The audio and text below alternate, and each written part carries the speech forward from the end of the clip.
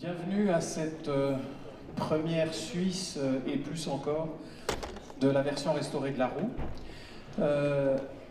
Donc il faut vous imaginer qu'il y a presque 100 ans, 99 ans et des brouettes, en février 1923, avait lieu la première de la roue d'Abel Gans au Gaumont Palace à Paris, une salle de 6000 places.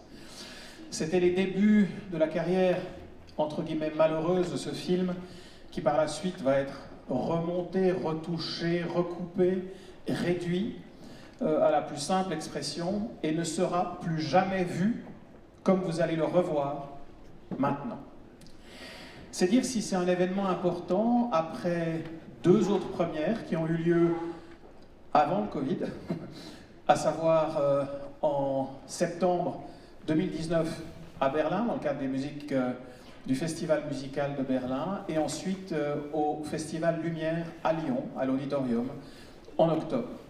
Et nous voulions, nous, continuer en 2020, mais ce ne fut pas possible pour les raisons que l'on sait, et nous sommes très heureux que finalement, grâce à tout ça, on se retrouve ici, dans cette salle, pour le voir tous ensemble.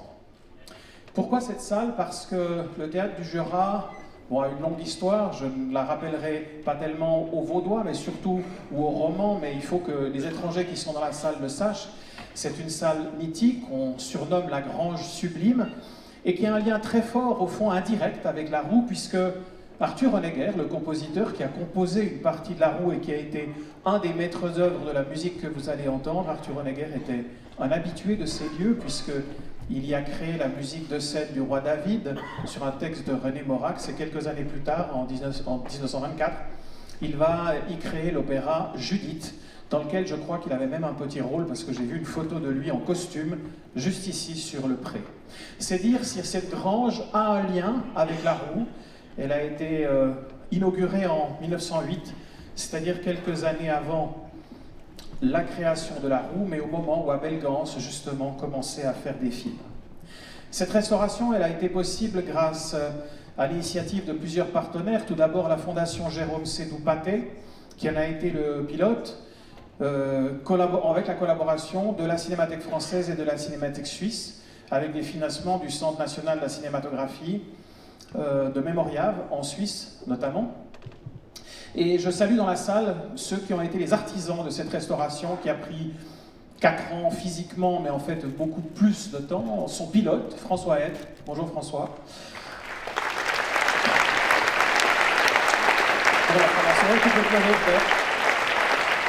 Pour la Cinémathèque française à l'époque, Céline Ruivot. Pour la Cinémathèque suisse, Caroline Fournier. Et enfin, pour le laboratoire qui a assemblé les morceaux et réparé et corrigé les choses, Elena Tamacaro pour l'Immagine ritrovata à Paris et Bologne. Et je salue aussi la présence pour la Fondation Jérôme Sédou-Pathé de Stéphanie Salmon.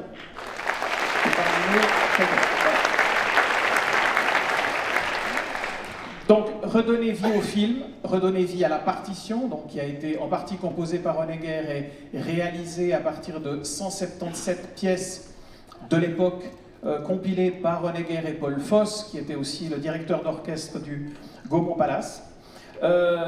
C'est une aventure, puisque vous le savez, ça va durer un certain temps, il va y avoir des pauses, vous le savez, deux pauses sandwich et une pause un peu plus longue à partir de vers 14h.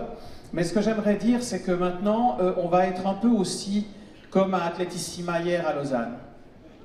Parce que ce qui va avoir lieu maintenant, c'est aussi un marathon pas tellement pour vous, mais pour les musiciens.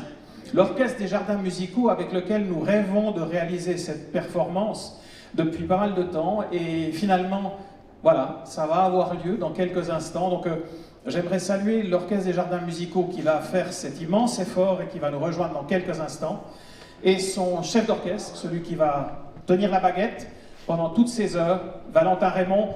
On peut les applaudir et bonne journée!